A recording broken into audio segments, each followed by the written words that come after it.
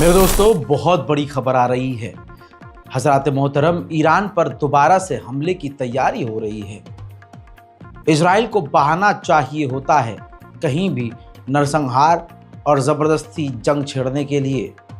Israel की war cabinet ministry इस वक्त बात कर रही है कि ईरान पर दोबारा से हमला किया जाए। मैं इस रिपोर्ट में आपको एक एक बारीक चीज़ बताने वाला हूँ।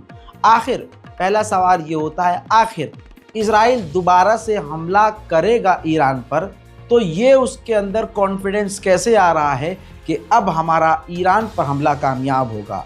लेकिन उनसे भी पहले सवाल ये आता है कि ईरान के ऊपर अब हमला करने के लिए इजराइल के पास बहाना क्या है। दोस्तों, बहाना बहुत बेतुका है। स्क्रीन पर इस वीडियो को देखिए।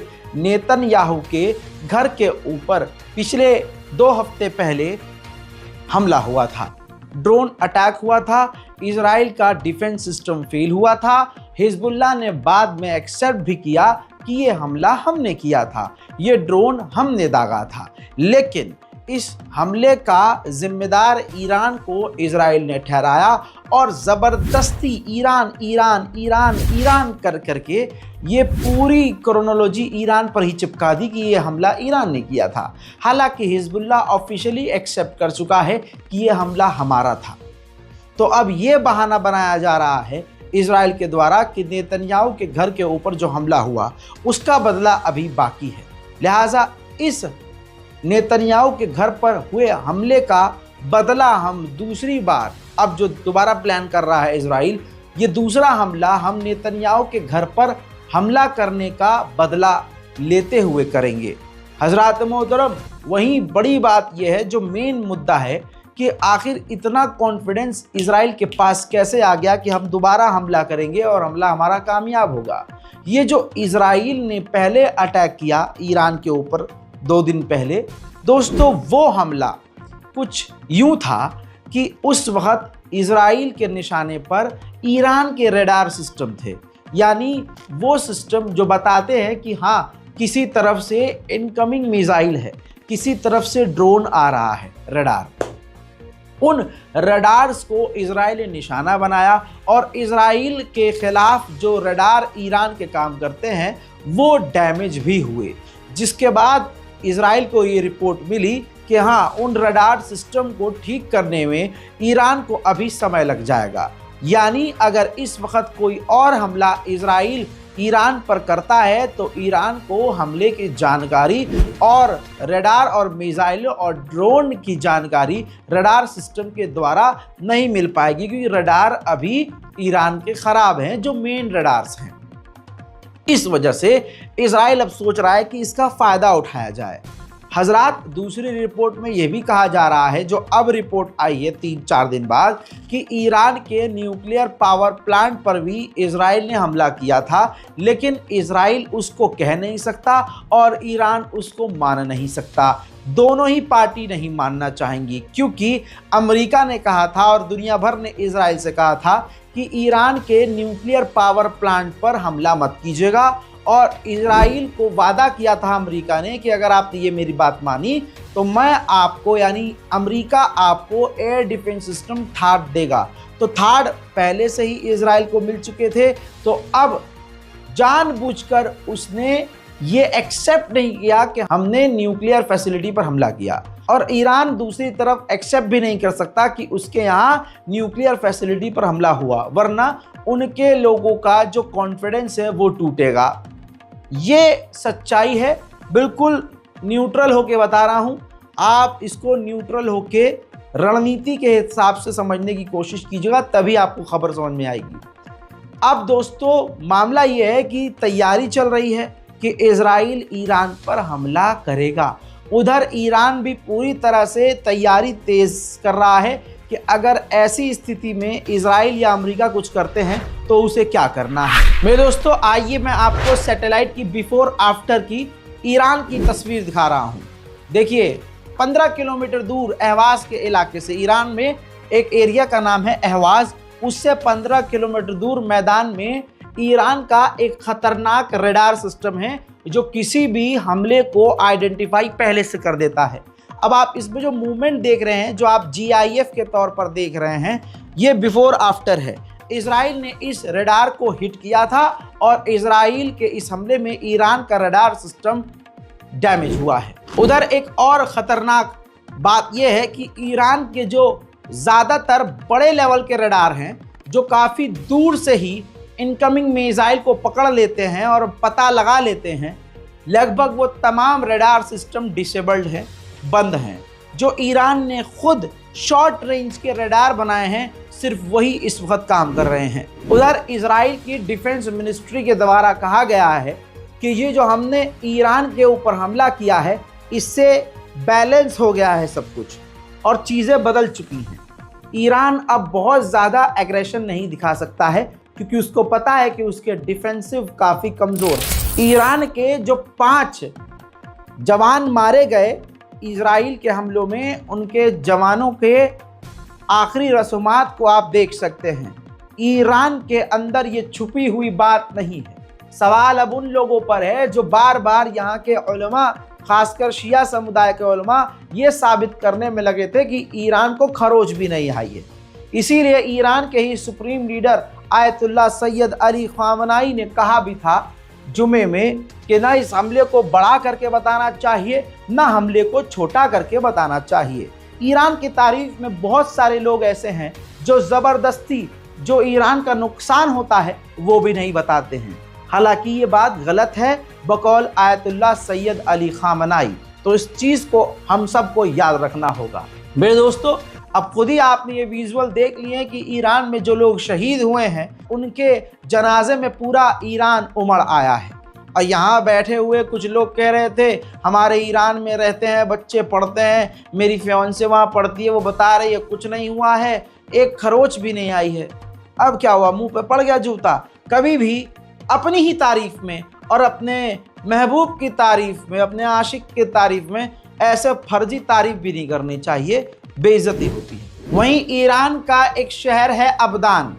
पहले मैं आपको बिफोर तस्वीर दिखा रहा हूँ। ये देखिए ऊपर आपको यहाँ पर कोई डैमेज नहीं दिखेगा, लेकिन आप ये देखिए 25 तारीख की फ़ोटो दिखाई है मैंने अबदान ऑयल रिफाइनरी की। अब ये 27 अक्टूबर 2024 की आप BBC की ये सैटेलाइट इमेज देखिए, जिसमें अबदान की इस ऑयल रिफाइनरी पर आपको डैमेज नज़र आ रहा है। सैटेलाइट इमेज है, बहुत क्लियर आपको नज़र नहीं आएगा, लेकिन यहाँ पर ईरान ने एक्सेप्ट भी किया है हल्के फुल्के कि हाँ हमारी कुछ कुछ जगह पर हल्का फुल्का डैमेज हुआ है। तो ये सैटेलाइट इमेज आप देख सकते हैं। अब अमेरिकी अखबार वॉल स्ट्रीट जर्नल के मुताबिक जो ईरान रशिया को लगातार मिसाइलें दे रहा था, अब वो मिसाइल बहुत सही समय पर नहीं ईरान दे पाएगा रशिया को, वो डिले होगी, क्योंकि ईरान के ऊपर खुद ही इस वक्त हमले होने की संभावना है और ईरान की मिसाइल बनाने वाली फैक्ट्रियों के आसपास भी इजराइल के कुछ हमले हिट हुए हैं, जिसकी वजह से उसकी प्रोडक्शन में कमी आई है। अब मेरे दोस्तों, भले ही थोड़ा मोड़ा नुकसान हुआ है, लेकिन इस थोड़े मोड़े नुकसान पर नेतन्याहू बहुत कूद रहे हैं। नेतन्याहू ने कहा है कि हमने ईरान के हाथ ही काट दिए हैं। समझ रहे हैं? कहते हैं नेतन्याहू के हमने ईरान को कमज़ोर कर दिया है और ईरान अब अपने आप को बचा नहीं पाएगा। उधर नेतन्याहू ने यह भी कहा है कि ईरान न्यूक्लियर बम बना रहा है हमें तबाह करने के लिए, लेकिन हम ऐसा होने नहीं देंगे। साथ में नेतन्याहू ने अब खुद कह दिया है कि इस जंग के बाद हम अरब से, ज़्यादातर अरब देशों से डील कर लेंगे। यानी अगर एक देश का प्रधानमंत्री इतना बड़ा ऐलान कर रहा है तो इसका मतलब ये है कि अंदर खाने ये अरब देश से बात पहले से इनकी चल रही है।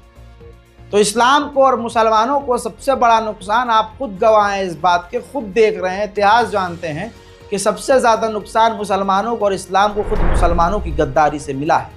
वहीं मेरे दोस्तों, इराक ने भी UN में इजराइल की कंप्लेंट दाखिल कर दी है और कंप्लेंट में कहा है कि इजराइल ने बिना हमारी परमिशन के ईरान पर हमला करने के लिए हमारे एयर स्पेस का इस्तेमाल किया है। मेरे दोस्तों, ईरान के ऊपर भले ही ये लिमिटेड हमला था, बहुत छोटे छोटे हमले किए हैं, लेकिन इस हमला होने से पहले और हमले होने के बाद ऑयल के जो प्राइस है वो गिर गए हैं। महंगा होने के बजाय और सस्ता हो गया है, क्योंकि मानना ये था कि इजराइल हमला करेगा तो तबाही मच जाएगी, लेकिन ऐसा कुछ हुआ नहीं। खोदा पहाड़ और निकली चुईया वाला ये हिसाब हुआ है। वहीं ईरान के डिप्टी आर्मी चीफ ने कहा है कि ईरान के ऊपर 600 मिसाइलें इजराइल ने दागी थी, हमने लगभग ज़्यादातर सभी को रोक दिया। यानी रजाग्राफी, यानी आपके इस छोटे भाई की बात सही साबित हुई है ना, मैंने खुद बता दिया था 2 दिन पहले। अब आइए डिप्टी आर्मी चीफ को सुनिए।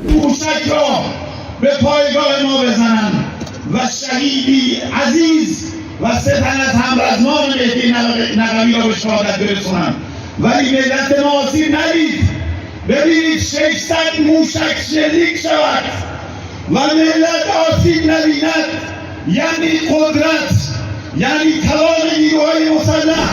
मेरे दोस्तों, आर्मीनिया ने भी पूरी तरह से इजराइल के द्वारा ईरान पर जो हमला किया उसकी निंदा की है आर्मीनिया ने। उधर इराक के लड़ाकू संगठन कतायब हिजबुल्लाह ने धमकी दी है कि अमेरिका ने जो एयर स्पेस इस्तेमाल होने दिया और इजराइल की पूरी मदद की ईरान पर हमला करने के लिए, अमेरिका को इसकी भारी कीमत चुकानी पड़ेगी। मेरे दोस्तों, ईरान के जो 5 जवान शहीद हुए हैं उनके घर वालों ने यूएन के चीफ एंटोनियो गुटेरेस को चिट्ठी लिखी और मांग की है कि इजराइल ने जो हमारे लोगों को मारा है, आप इंसाफ कीजिए और इजराइल को सजा दीजिए। मेरे दोस्तों, अभी भी ईरान पर हमले का खतरा मंडरा रहा है। अब बहुत सारे नीचे कमेंट में आ जाएंगे रजा मुझे झूठा साबित करने के लिए। नहीं भाई, आप कुछ बड़ा चढ़ा कर बता रहे हो तो देखिए अपनी आंखों से, ये देख लीजिए, ये डेटा दिखा रहा हूं।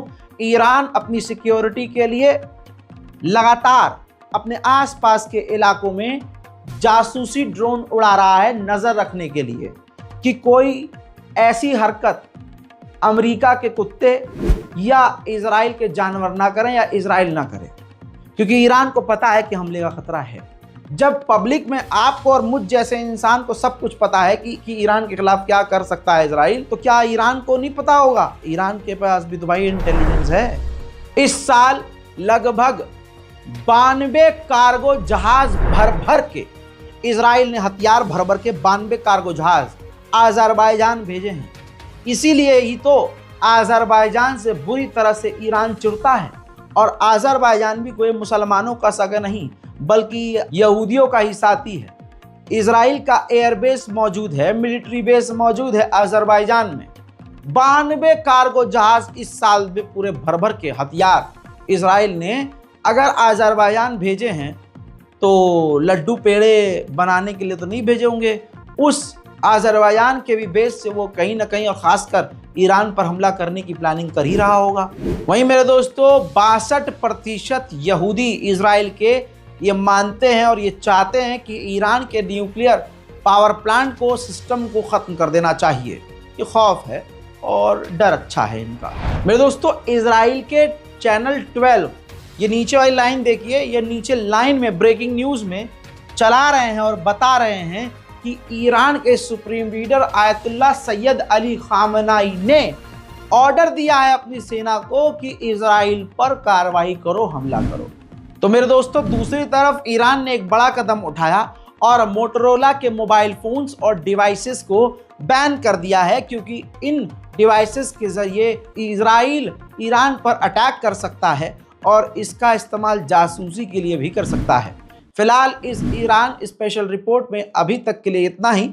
चैनल को सब्सक्राइब कीजिए, रजाग्राफी अनस्क्रिप्टेड आप देख रहे हैं, और ज़्यादा से ज़्यादा इस वीडियो को शेयर कीजिए और दुआ कीजिए कि पूरी दुनिया में शांति, अमन, चैन आए और पूरी दुनिया में जंग खत्म हो जाए। मैं हूं रजा और आप देख रहे हैं रजाग्राफी अनस्क्रिप्टेड। जय हिंद।